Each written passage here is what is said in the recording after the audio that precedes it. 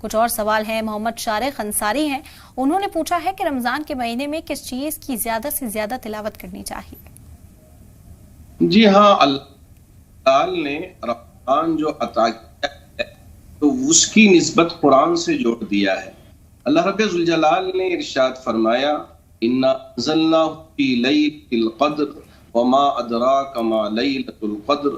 لَيْلَةُ الْقَدْرِ خَيْرٌ مِّنْ أَلْفِ شَهْرٍ تَنَزَّلُ الْمَلَائِكَةُ وَالرُّوحُ فِيهَا بِإِذْنِ رَبِّهِم مِّن كُلِّ أَمْرٍ سلام ہی حتی مطلع الفجر۔ تو اسی طرح اللہ نے فرمایا شہر رمضان الذی انزل فیہ القرآن ھدی للناس وبینات من الہدی والفرقان فمن شہد منکم الشہر فلیصم ومن کان مریضا او علی سفر فعدۃ من ایام اخر یرید اللہ بکم الیسر ولا یرید بکم العسر۔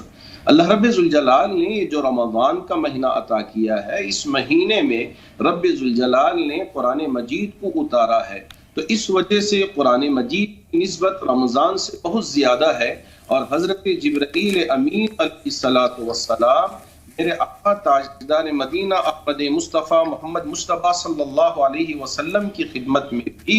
پہنچ کر قرآن کا دور فرماتے تھے، اور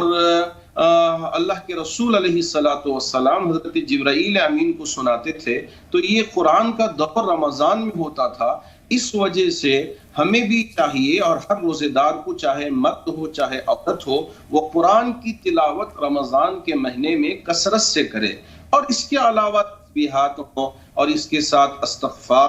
اس کے ساتھ درود شریف ہوں، اور دوسرے جو اذکار ہوں اسے بھی اگر پورا کر لیتے ہیں تو بہت اچھا ہوگا، تاکہ پورا وقت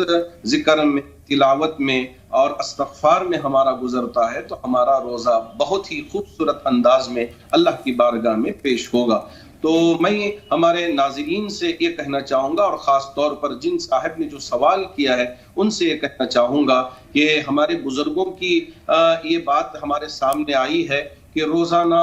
10 پارے 3 دن میں ایک قرآن مکمل کر لیتے، اور بعض دفعے ماشاء اللہ ایک رمضان میں 60 قرآن 65 قرآن کی بھی بات آئی ہے کہ ہر دن ایک قرآن وہ پورا پڑھ لیتے تھے، اور اگر نہ ہو تو کم از کم ایک پارہ روزانہ پڑھ لینا چاہیے، اس سے کم ہرگز نہیں ہونا چاہیے۔ صبح میں یا شام میں جیسے بھی ممکن ہو قرآن کی تلاوت کثرت سے اس مہینے میں ہم کو کرنا چاہیے۔